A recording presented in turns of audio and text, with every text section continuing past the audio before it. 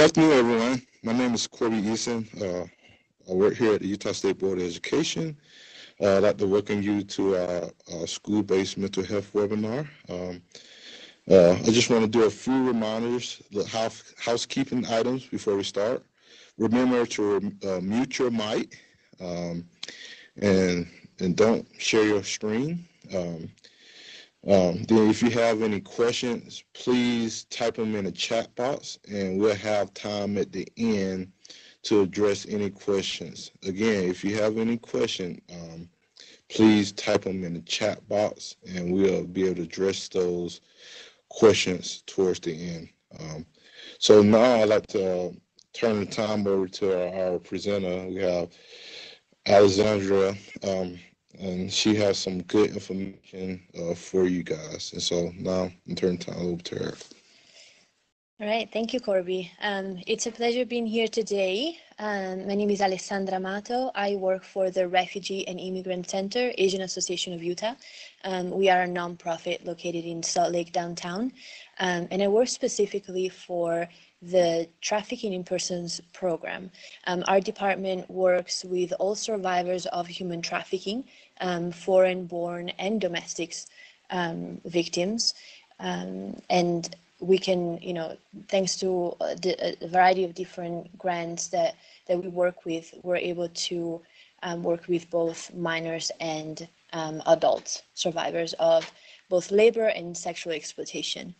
So I'm here today to talk about a little bit of awareness. I think the school systems, counselors, and staff, educators have a great deal to have a part to play within the identification of kids who are being exploited in our community, as well as playing a part when these kids return to the educational system after victimization, and making sure that we are supporting these youth at best of our possibilities.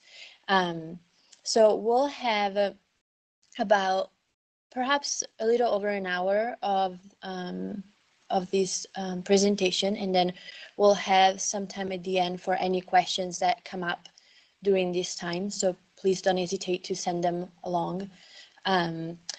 I will start by saying that we have to thank our grantors to give us the opportunity to provide these trainings for the community, the Office for Victims of Crime, Office of Justice Programs, and the U.S. Department of Justice. So today we have three objectives.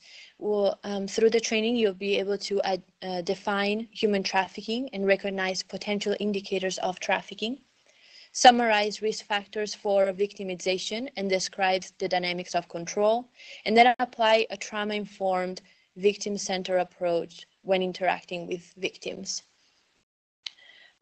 So just really quickly, a lot of people believe that human trafficking is something that is happening, far away from us. Many people don't believe that it's an issue that affects our community, but I bet I'll change your mind once we'll be done with this webinar. The real reason why we do human trafficking trainings, and especially this month, I forgot to say it's Human Trafficking Awareness Month, so that's why I was invited to come in the month of January. But really what we see happening is that often human trafficking victims receive a variety of labels that are not accurate. They're labeled as sexual abuse victims, as substance abuser, chronic runaway youth, child prostitutes, and because of these labels, survivors are often referred for various types of services that do not comprehensively address their specific and unique needs. And so part of understanding what trafficking really looks like and who the victims of these crimes are and their unique needs is because this is a call really to rethink how the resources that we offer to this specific category in our community, and how to best support them in their rehabilitation. So there is there was a Trafficking Victim Protection Act of 2000, and then it was reauthorized in 2013. But I am a visual person, so I'm going to be showing here a little bit of a graph that describes human trafficking by both federal and state law. So to have a case of trafficking, we need an action, a mean, and a purpose. So for the action, we look at recruitment, harboring, transportation, provision, as well as the last three that you can see here. They have been recently added to the statute. So we look for the action. The means have to be either force, fraud, or coercion. And then there is the purpose, which is either for commercial sex acts or labor or services. Now, something to take in consideration is that when we look at minors, this definition changes a bit, especially for commercial sex. So obviously, fraud, and coercion are an important part of understanding whether or not we have a trafficking case. Force, right, can be physical, but it can also be psychological. Fraud, right, most of the time we think of blackmail, and coercion is types of coercion that we see the most in trafficking would be a perpetrator, a trafficker, getting to know the victim's support network and then using that as a leverage, right? Like, if you don't do this for me, I'm gonna take it out on your little sister. If you don't do this, I know where your mom lives. Don't worry, I'm going quite fast right now, but we're gonna go into details in just a little bit. So we need an action, a means, and a purpose, right? I want to show you a different visual here. So we categorize labor trafficking is for anyone who was forced, coerced, or deceived into different forms of labor of services. And we're going to be looking at what those services look like. For sex trafficking, there is a distinction. So an adult needs to be, so age of 18 and over, needs to be forced, coerced, and deceived into commercial sex, okay? However, for minors involved in the sex trade, we do not need, I'll go back for a second, we do not need these means. So neither force, fraud, or coercions are required to be shown for minors under the age of the 18 to induce into commercial sex.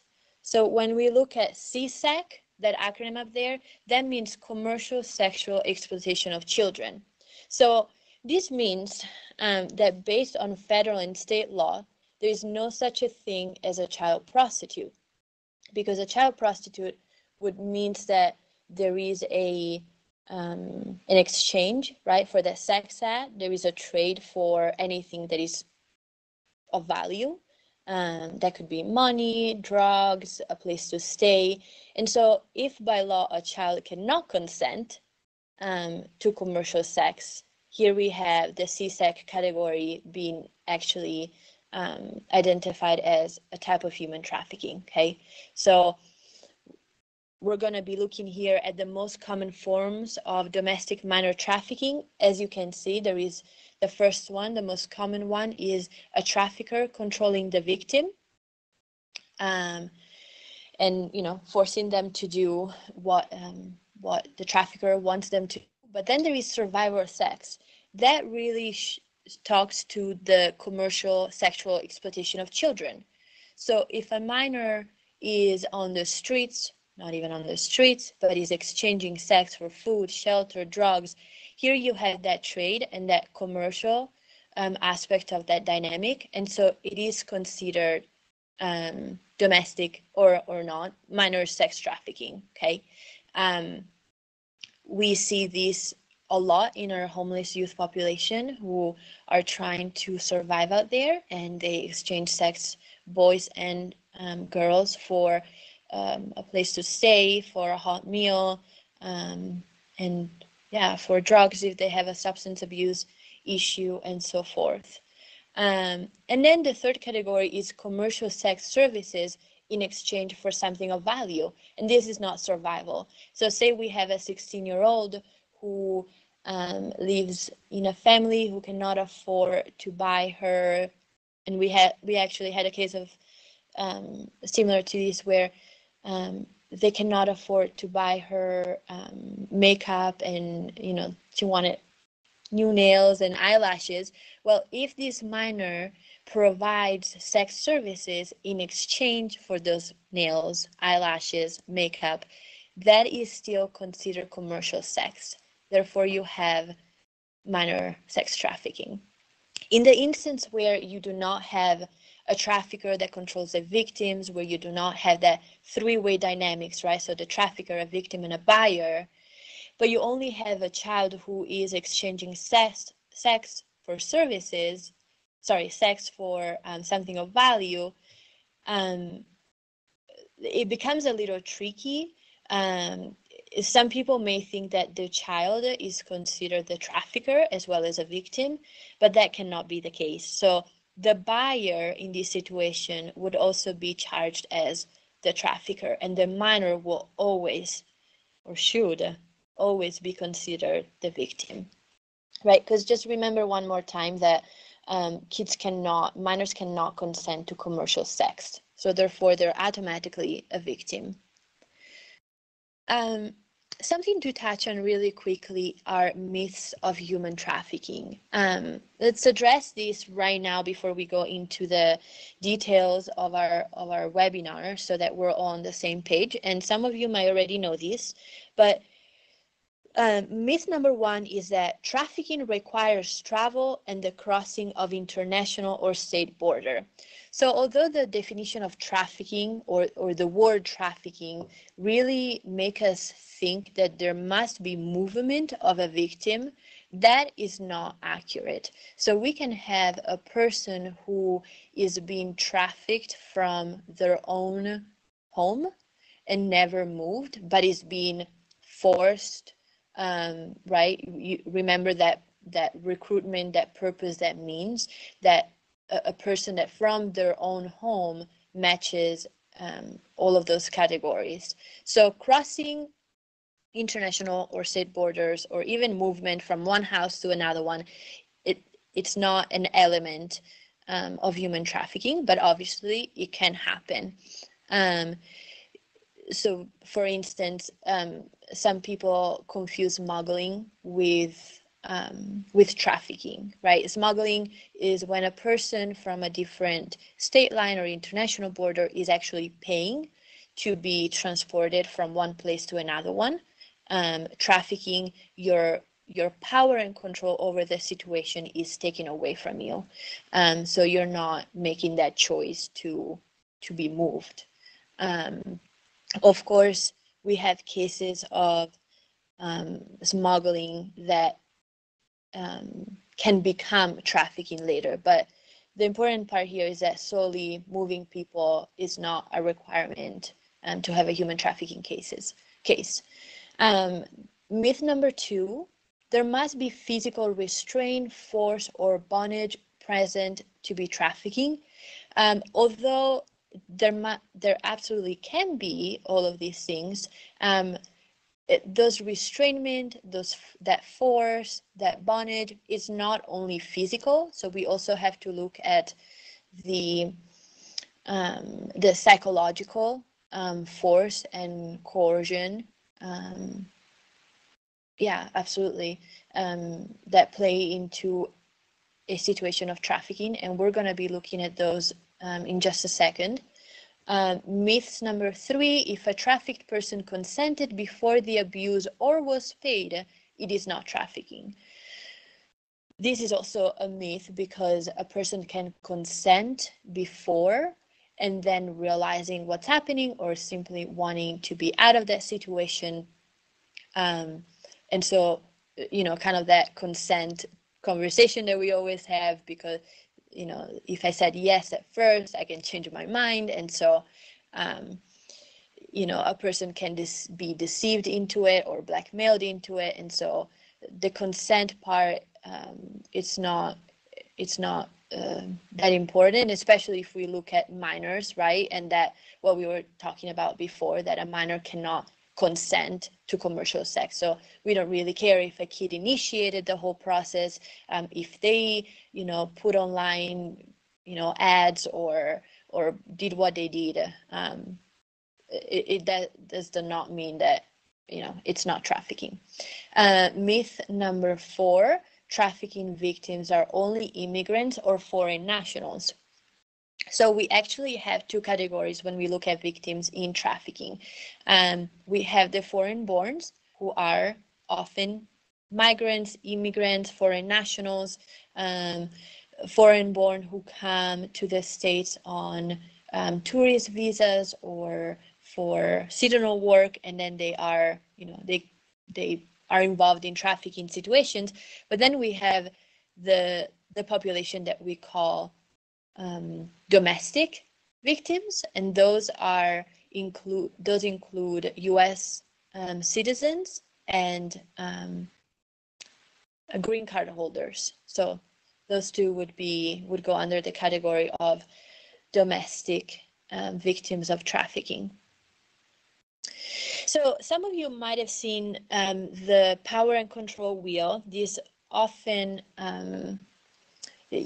see this when we talk about domestic violence, but sex trafficking and labor trafficking have very similar dynamics to domestic violence. So what here needs, the dynamic that we're talking about is that a trafficker will work to isolate the victims from all forms of positive contact or interactions with friends or family members.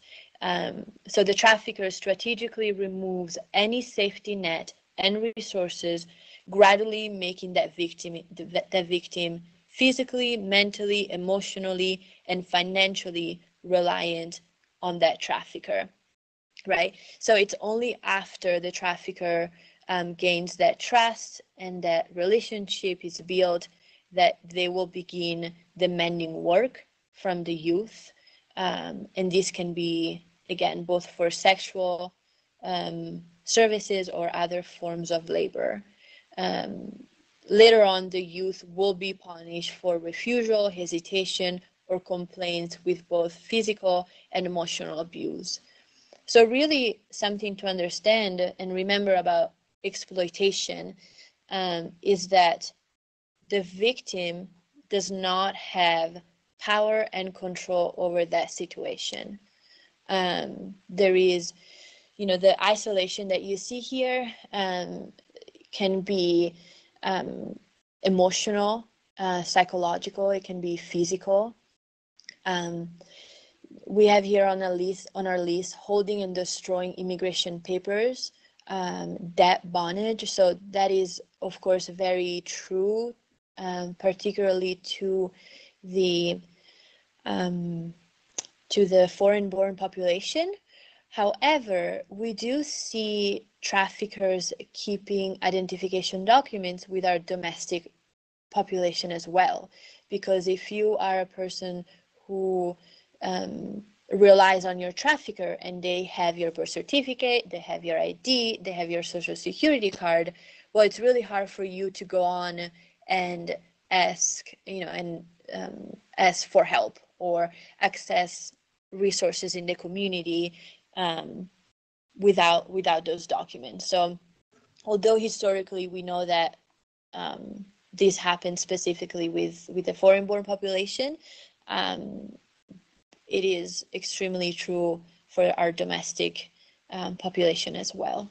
So the drug and alcohol dependency is an interesting one because a really high percentage of our victims leave the situation, the trafficking situation with substance abuse issues. And this is true for minors and this is true for adults. Drugs are really used from a trafficker to control the victim. The drugs that we see the most are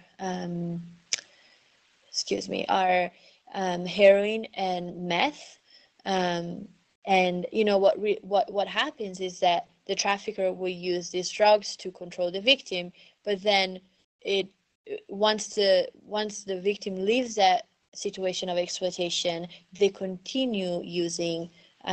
Obviously, there is a huge dependency, right, for the substance, but it's also a way to cope with the trauma and the pain that they have experienced. And so a lot of times we have to be careful, and we'll talk about this a little bit more later, but we have to be careful what we ask of our survivors during their recovery journey. Because if I have a person who is self-medicating and using substances to cope with their trauma, and I ask them to get rid of that substance, then I have to be prepared that they might be more in touch with their feelings and their traumas, and perhaps that the symptoms of PTSD may become more prevalent. And so we'll talk more about this, but just to take in consideration that a great deal of our survivors leave the situation with extreme substance dependency. So this is just some data that I want to show. This is data coming from the National Human Trafficking Hotline, which is operated by Polaris Project. They do an amazing work collecting data, and one thing that they also do is that they connect survivors to local resources. So I don't think I actually have here the number for the hotline, so I'm going to give it to you just through my voice. The number is 888-3737-888.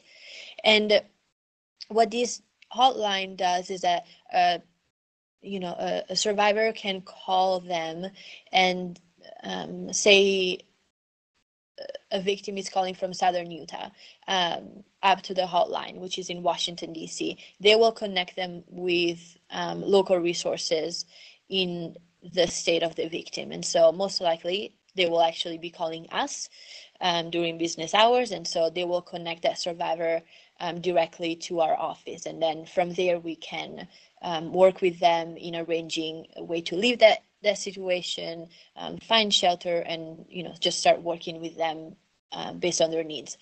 But so this data comes from them, and this is combined data from the 2016 and part of 2017.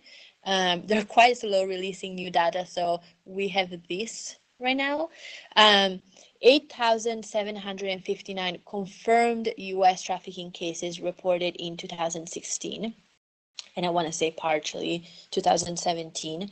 But if you look at how it breaks down, 71 of those confirmed cases were sex trafficking, 15% were labor trafficking, and you can also see the breakdown between minors and adults, U.S. citizens and foreign nationals. And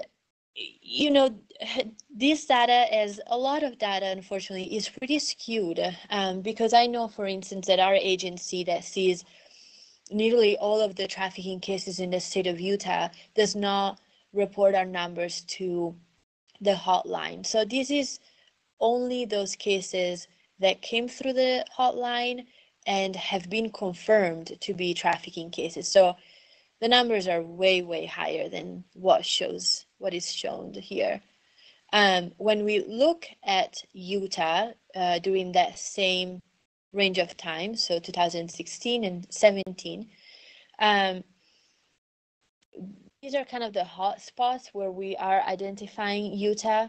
Since 2012, there have been 573 calls made to the hotline, and the data on the right is coming from our office. So our department since 2012 have worked with more than 400 victims of trafficking.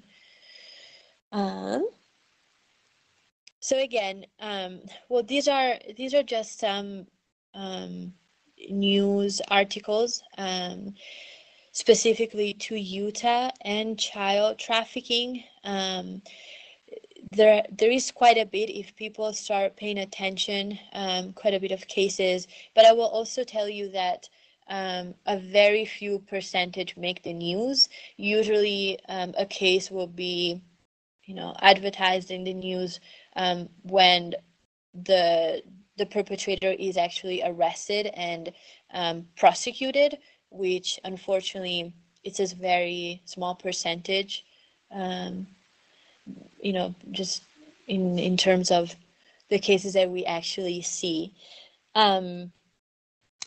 So when we look at what populations are vulnerable to trafficking, I think this is important because obviously you are in the school system and you see a huge variety of students, but this is a quick list of risk factors. So history of abuse and neglect, history of sexual abuse, lack of stable housing, poverty and hunger, substance abuse or dependency, untreated mental health issues, few or no employment options, and then displaced, on the run, and homeless individuals. One thing to think here is that the trafficker targets vulnerability within that youth, right? So if they are on the run, if they have past traumas, if they're lonely, if they're unprotected, if overall they're not satisfied with their lives, which, a lot of teens are kind of struggling just by being teenagers, there is usually a vulnerability that a trafficker can target. And these youth are, usually easier to manipulate and have these vulnerable characteristics such as low self-esteem and a strong desire for protection and love. And if the trafficker can provide them with what they're lacking, it's a done deal. It happens quite fast. I really like this. This little paragraph here comes from Shared Hope International, another national organization that does amazing work with victims of trafficking, especially youth. And if I could say what trafficking looks like, I would give this paragraph, especially when thinking about the youth. So if they want love, give them love and become their boyfriend or girlfriend. If they needed a place to live, give them shelter. If they are lonely, become their friend. If they don't have a loving father or mother, become their protector. If they're poor or have low self-esteem, sell them a dream and offer a life of status. We have seen traffickers taking all of these different roles: as an older boyfriend, as an older girlfriend, an adult that offers shelter or protection, or that mother and father role. We have seen it all. And again, thinking about the vulnerability of the youth is the way that we have to, it gives us a place for us to understand where we have to protect our youth, because that vulnerability is what the trafficker is going to be going after and targeting. I often get this question: where is recruitment happening? You see, this list is very comprehensive, but it's the sad reality that is happening all over the place. It happens in group homes, it happens in residential treatment placement. There is peer-to-peer recruitment. All of the places that are listed here, people are targeting our youth. If you're not familiar with some of the online pages that our youth is using nowadays, I think Kik has been recognized as one of the most dangerous apps for recruitment and for recruitment of kids. And then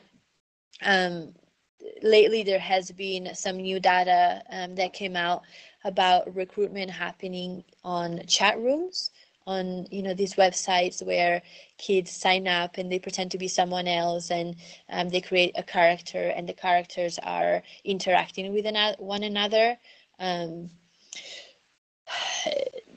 Internet safety is huge, and if you're not already talking to not just your students but even just the kids in your personal life, I would most definitely make sure that the kids are protected there and they know the risks. So when we look at specific populations, youth populations that are vulnerable to trafficking, we have identified 4 main populations that are considered at risk for recruitment. Those are runaway and homeless youth, kids that have a history of foster care, state care, refugee and immigrant youth, and the LGBTQ plus community. Just a little bit of information. There was a really awesome study done at the Loyola University down in New Orleans that did a 10-city studies interviewing homeless youth across the nation, and I think one place in Canada. And they were, asking them about their experiences. And what they found out is that 91% of the youth they interviewed reported being offered opportunity for income involving illicit activities. So this is trafficking, commercial sex exchanges, fraudulent commission-based sales, credit card scams, stolen phone sales, and check fraud so all of these within 48 hours of being on the streets. So, and one in 5 of those youth were victims of some form of human trafficking. So when we look at our state data for runaways, we know that there are about 360 runaways report per month, which means 12 daily. And we know that 50% of those kids will go home within the next 3 days, 75% within the next month. So when you do the math and you know that 91% is being approached, within 48 hours, I mean, do your math, and that is a huge amount of our kids who are on the streets, even for a few hours, who are being approached from traffickers. Sorry, my screen went black. Okay. I'll keep going because I think you're still connected there. Kids in foster care, Utah has really high numbers for kids who are in our foster care system, and there are about 3,000 children that are involved, and 35% of them are over the age of 14, with 150 children a year who age out of foster care. Now I think you lost me.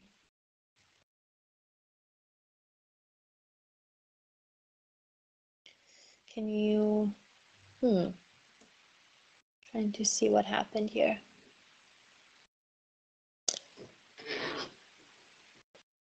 Hi. No, that's okay. This one went dark first.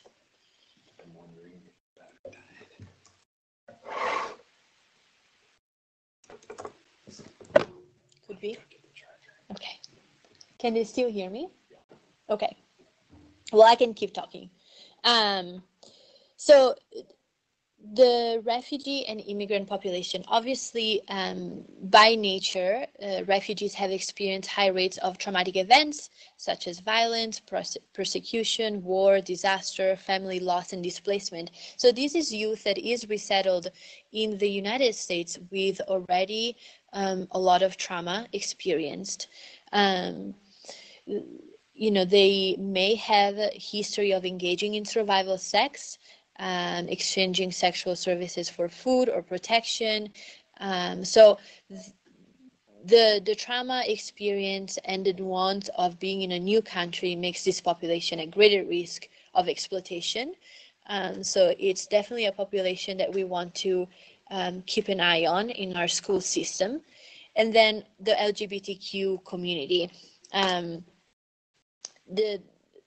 I think the latest research I found, the latest data show that 20 to 40% of our homeless population in Utah are part of the LGBTQ community, and they are 5 times more likely to be trafficked than their heterosexual peers.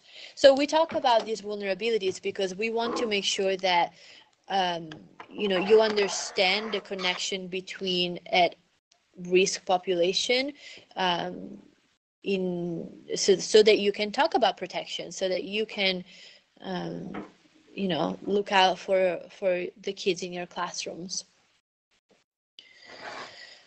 When we look at who the traffickers are, I know you can't see this quite yet, but I'm going to keep going for sake of time. We know that the romantic dynamic, the romantic situation is the most prevalent. So these are often adult males, sometimes females, who will approach a young person, a young youth, pretending to be interested in having a romantic relationship. And so they spend truly months acting at their partner, the loving partner, giving them some money, taking them out certain places, getting their trust, and later on, maybe a few months down the road, the coercion starts to happen and the aggressive behavior start to happen, and they would ask the youth to have sex with someone else so that they can get some money, so that they can pay rent, or they can go out to this cool restaurant, or they can get the drugs that they want. And of course, when that youth will say no, this trafficker, this boyfriend or girlfriend, will become extremely aggressive. Latest research actually show that familial trafficking has now gotten up to the second place in terms of how frequent we see these cases. So these are parents, caregivers, guardians who will exchange their kids for money, for drugs, for we had a parent this past year who exchanged her daughter for car repairments because she couldn't afford to pay the mechanic. So yeah, that type of dynamic.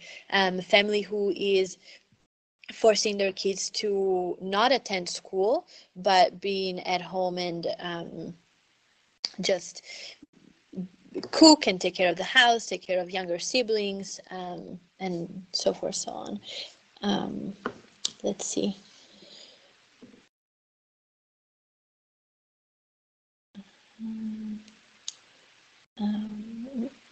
Job offer. Sorry, I was hoping you could see this slide, but another dynamic that we see quite often with the kids is recruitment with job offers, through job offers. So this could be modeling, acting, dancing,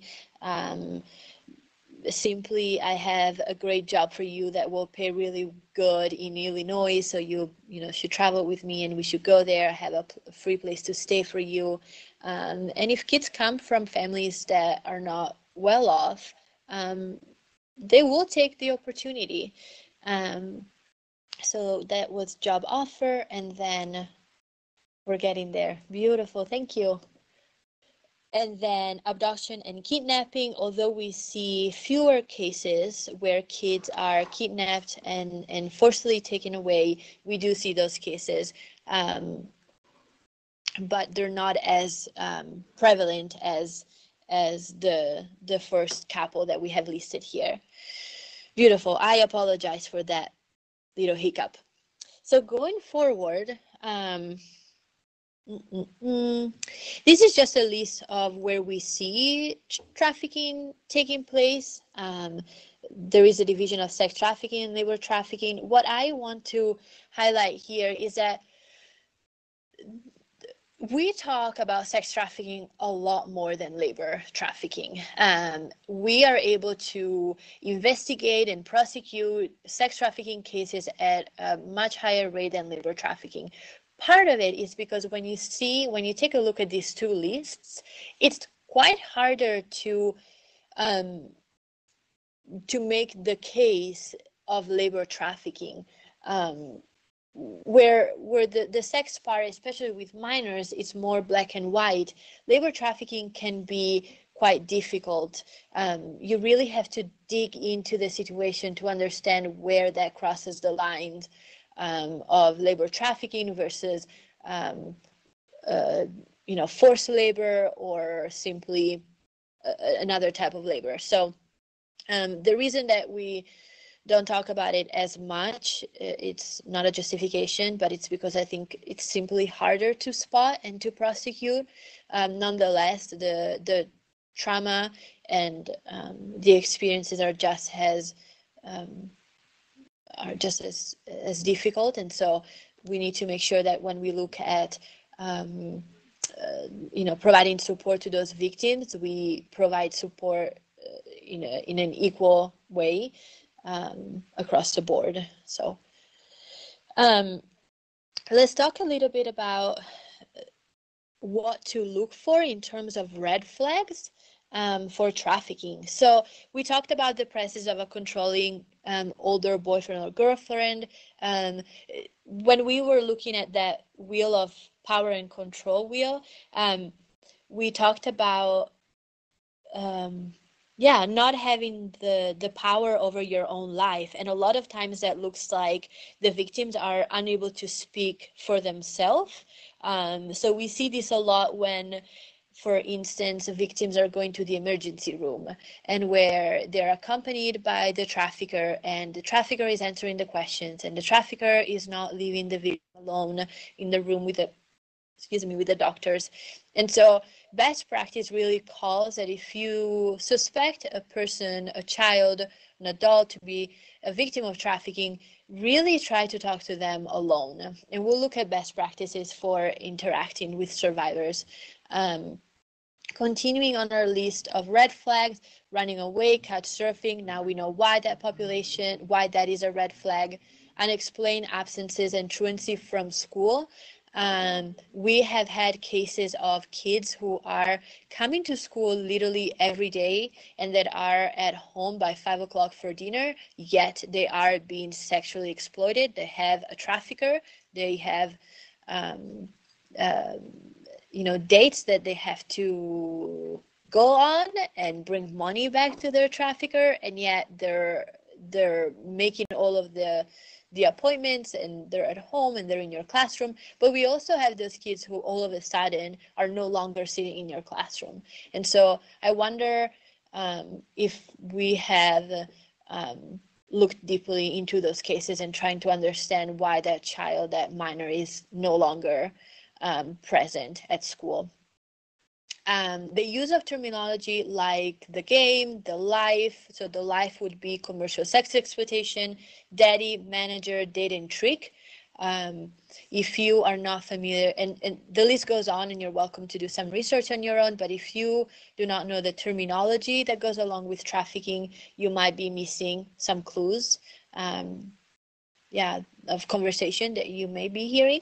Explain injuries, bruising, swelling, redness, cigarette burns. We know that traffickers are very abusive, as well as the buyers, in terms of, when there is a sex trafficking situation. And so any type of unexplained injuries are red flags. Larger amount of cash, multiple cell phones or hotel keys, huge red flags. A kid should not have multiple phones or a hotel key, right? And they most likely will not have big amounts of cash with them. Sudden possession of expensive and or revealing clothing, purposes, or electronics. Look out for those kids who come to class, especially the girls, with a bag or a backpack or a bag full of clothes. ask about it. Deprivation of food, sleep, or medical care, tattoos or branding. You can see some images here. There is, especially true to sex trafficking, there is the culture of branding the victims. And so usually a trafficker will have the same image, the same brand on all of the girls that work for him, that are under his, they will say that it's under their protection, but really it's under their control. And I've been doing this for quite a bit now, and I've seen tattoos related to sex trafficking. However, I was told a very important lesson just a few months ago when a minor that I work with, she's a survivor of labor trafficking. She disclosed to me in a conversation after several months that we had worked together that she also had a tattoo, and it was a very small tattoo, but it wasn't a signature of the trafficker. It wasn't nothing like that. But the trafficker simply wanted her to have the same matching tattoo as him. And so, that reminded me that I have to ask kids about their tattoos and the history behind them, because it can lead to a conversation that can be disclosing some victimization. Let's see, evidence of travel. We talked about, there's a reputation. I'm sorry about that. Lack of personal documents or multiple IDs, right? It can go either way. It can be you do not have your personal documents because someone else is keeping them from you, or you have multiple IDs because they're teaching you, the trafficker is teaching you to give different stories if you're stopped from law enforcement, and to give out different fake IDs in case you are stopped, arrested, you get in contact with people. Even perhaps a buyer who wants to see that you're 18 instead of 15. So trauma bond is something that is extremely important to be aware of. Trauma bond is an adaptation of the brain that is created when a victim, an individual, perceives small acts of kindness from the abuser, that are followed by very aggressive behaviors towards you. So say, for instance, that a trafficker is looking at a youth and it's saying, like, I'm sure you're hungry, here, take this food, you're my baby, I love you, I'm here to protect you, you know that, you can trust me. But then what comes after is, I am beating you, I'm stripping you down, I'm raping you. And then what comes after is, again, a kind of of kindness. So here are your clothes back, why don't we go get you a manicure? And then again, some abuse, right? So is this cycle of acts of kindness and then abuse, and then act of kindness and then abuse, that has the brain of the victim develop this trauma bond. And what it is that the victim will start having positive feelings towards the abuser and negative feelings towards anyone who wants to help them. So we literally hear survivors who say, yes, he or she has done all of this to me, but I still have a soft spot in my heart for them, right? That is trauma bond. That is why a lot of our victims, report the abuse, and then when we go to trial, they are not able to talk to the judge about what has happened to them. So it is truly an adaptation of the brain that helps the individuals to survive. So it increases our safety, our perceived safety, and decreases the pain that we experience. So we really have to think of trauma bond as survival. However, we do need to understand that it comes with complications. They will have positive feelings towards the abuser. That's why a lot of victims do not come forward and disclose, and they will not trust anyone who says wants to help them. Um, so here are some of the psychological and emotional consequences that we see often in the youth who has been trafficked. And so you might have kids in your classroom who are presenting with these conditions, feeling of helplessness, shame, guilt, self-blame, self-harm, and humiliation. Victims do not see themselves as victims. They will take the blame. They will say that they initiated. They will say that they were not strong enough to leave. They will, before they will accuse the abuser, they will definitely take it on their own. So this is something important to see and to know, because, as professionals, as adults, we need to help them shift that perception of their exploitation. They may suffer from sleep or eating disorder. So again, you could have a kid who is not able to stay awake in class, right? There's always a story behind it. I encourage communication with the students. Drugs and alcohol addiction, emotionally numb, detached, and dissociated, suffering from shock and denial, symptoms of PTSD, phobias, panic attack, anxiety and depression, and again, experiencing trauma bonding. So how do we respond well? These are some of the challenges to recovery that the youth will experience. They will be, as we said before already, they will be reluctant to self-identify. Often they run away and there is relapse. So when we talk about the journey to recovery, if we have the idea that trafficking is this horrible thing that happens to these individuals, they want it out, they're out, and from there it's a linear journey uphill towards recovery, we are wrong. Recovery is gonna look like more like a spiral journey, and relapse, it's part of that journey, period. It can be relapse in risky behaviors, it can be relapse in substance abuse, it can be relapse into going back to a trafficker, because they often want to go back, as a whole of us, to what is familiar and what they know. And so relapse has to be part of that recovery, and as service providers and as support system, we need to take that in mind, and we need to have fair expectations of that youth and how the recovery journey is going to look like. They're going to have issues adhering to rules and structures. They're going to be resistant. They are not going to trust anyone. And they may even glamorizing the exploitation. And this is especially true in the situations of sex trafficking, when there is gang involvement. They are going to be feeling shame and stigma, presenting with low self-esteem and low self-worth.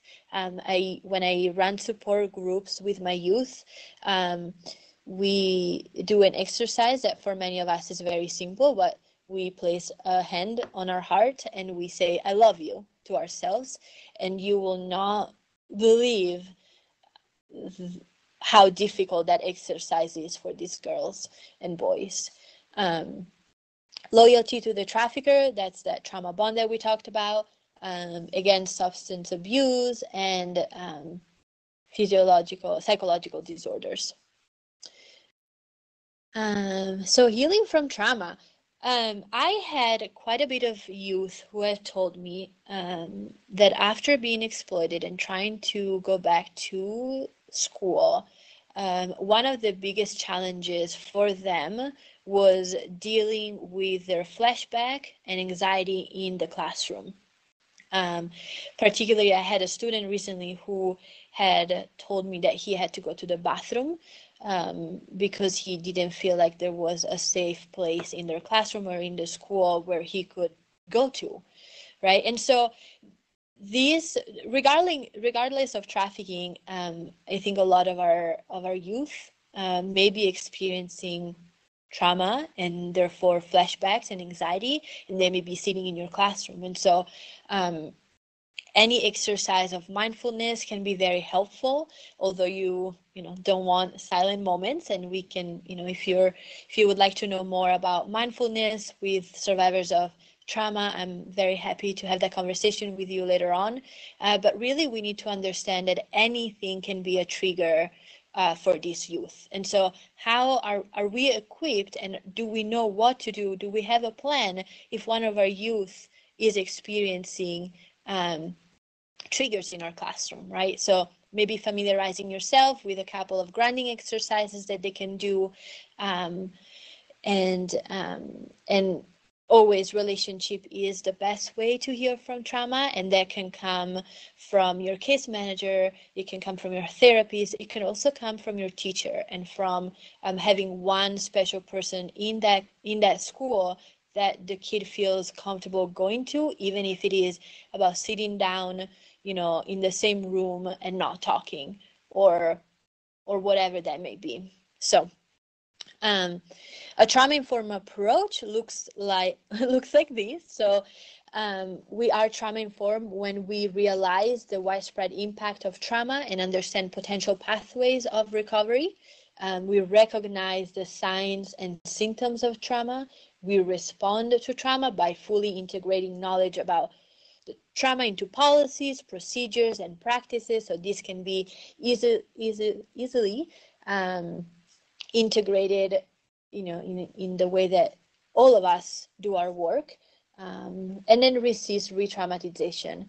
And that is very important, because obviously what we want to do is connect survivors and connect victims, and I use this term interchangeably, but to resources, right? So we need to really know the very bare minimum to be able to do that. We want to resist re-victimization at all costs. So a trauma-informed approach will go from asking what's wrong with you, you know, you child who cannot sit in my classroom, you child who is falling asleep and is not eating, or whatever that may be, to what has happened to you. And so that shift in verbiage, where we say, you know, why didn't you leave that situation? We actually ask them, what would have happened if you had tried to leave that situation? Again, it's a way to take away that responsibility, that stigma, that burden, that they are responsible for what happened to them, which is extremely important. Remember that we want to do the opposite of what a trafficker would have done. So if a trafficker uses dynamics of power and control over a youth, then our goal is to do exactly the opposite, is to re-empower them. Let's see here. So, you know, taking in mind that often victims, because of their trauma, will have a very challenging time telling their story. They will have a hard time making decisions and remembering appointments, and serve as a strong witness in criminal cases. But this is not for you guys as educators and educational support staff. But you know, to have an open door policy, to perhaps look at IPAs and see how, you know, different accommodations can be made for students who are victims of human trafficking, I think it will go a long way in their performance, in the way that they feel understood, and so on. And also ultimately as a way to feel good about coming to school, because often what happens is that they drop out quite fast even when I can convince them to go back to school.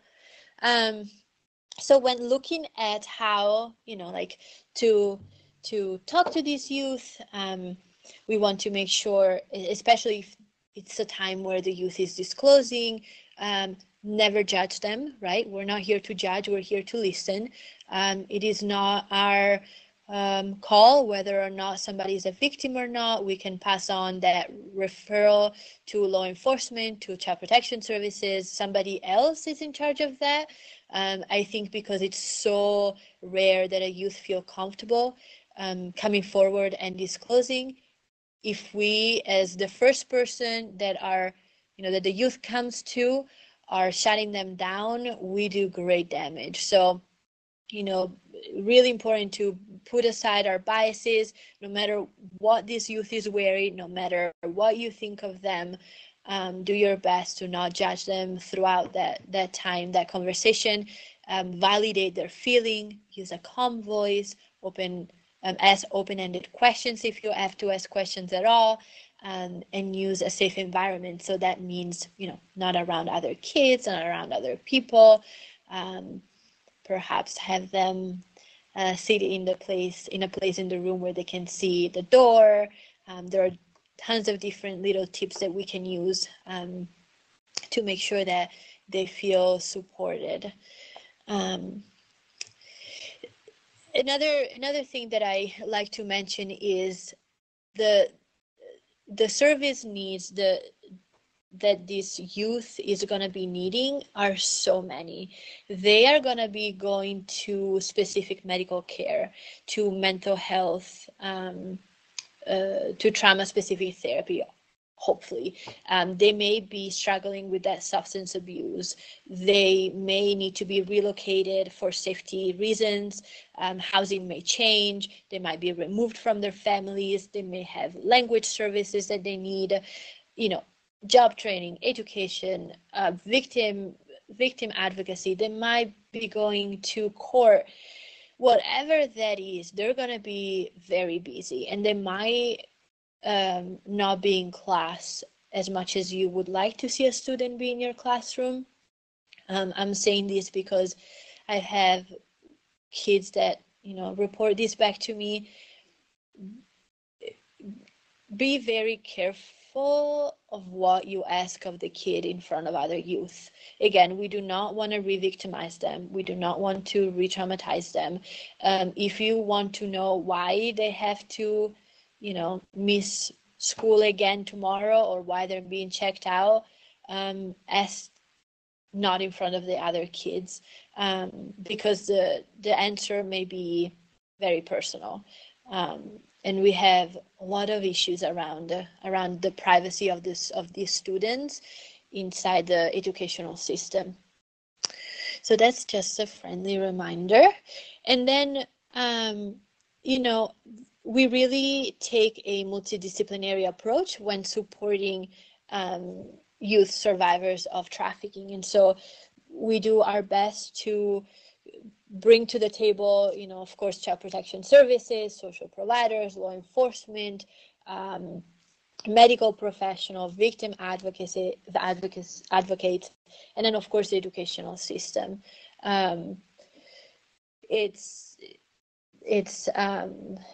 There is a huge difference when a child has a great deal of support, right? Like we usually say that a youth needs 5 adult figure of support, and a lot of the kids who are victims of trafficking, a part of their vulnerability was that they did not have those protective figures in their lives. And so if they don't have them on their own, well, we most certainly want to create a support system for them. And so our approach is always to bring in key people that can support the youth in all aspects of their journey. This is an example of some of the questions that you may want to take in consideration to ask a child if you suspect them to be victims of human trafficking. Those are questions that come from a screening tool that was developed from a couple of sexual abuse and physical abuse pediatricians up at Safe and Healthy Families. They're a part of our Utah Trafficking in Persons Task Force, and they created an amazing screening tool that is being slowly but surely brought to detention facilities and children's justice centers, and it's really becoming a standardized screening tool for the state of Utah to make sure that we identify victims. So these 4 questions comes from there, and can be used in during your conversation with the youth. So where do you live? Who do you live with? Where you sleep? When do you eat? Right? If they say I sleep, I eat, I live in the same place where all in the same room, obviously it's a red flag. A lot of good information can come from those 3 simple questions. Have you ever traded a sexual act for something you needed or wanted, such as a place to sleep, shelter, food, money, drugs, or something else? That specific question is targeting survival sex. So very important. Did someone in a relationship, like a boyfriend or a girlfriend, ever ask you to either have sex or do a sexual act with someone else? So obviously another trafficking, sex trafficking question. And then, do you work? If so, do you get paid for your work? Can you leave your job if you want to? That question is targeting labor trafficking. So once we have identified a victim, or we have suspicion of somebody being a victim, we've kind of followed this diagram here. So we will have to determine whether a victim is in immediate danger. If yes, always calling 911, and then you can refer services to our organization. So that acronym up there, RICAU, stands for Refugee and Immigrant Center, Asian Association of Utah. Just a reminder, our department does not only work with refugee and immigrant victims of trafficking.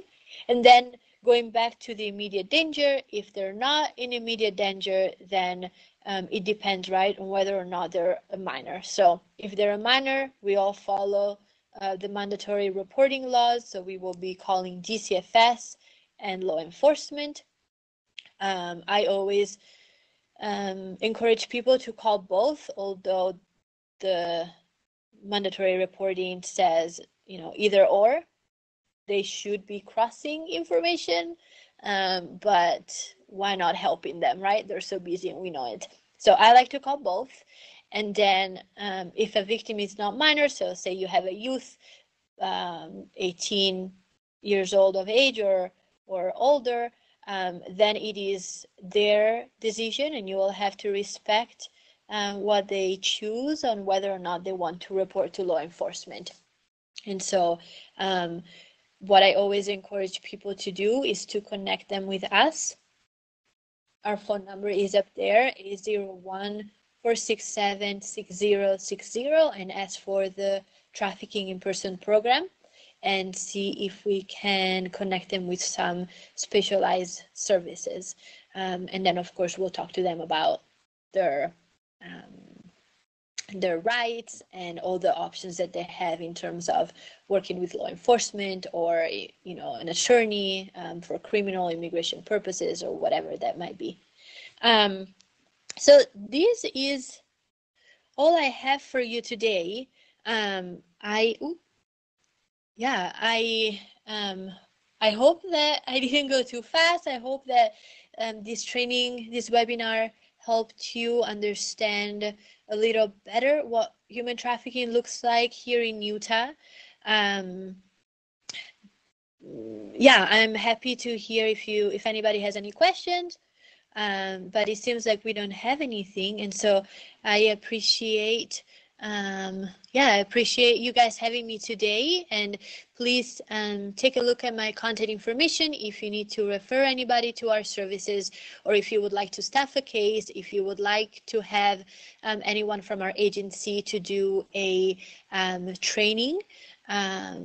What else? If you would like to make a donation or to learn how you can become involved through volunteer opportunities with our agency at large and specifically to our Trafficking in Persons program, please don't hesitate to shoot me an email or call me.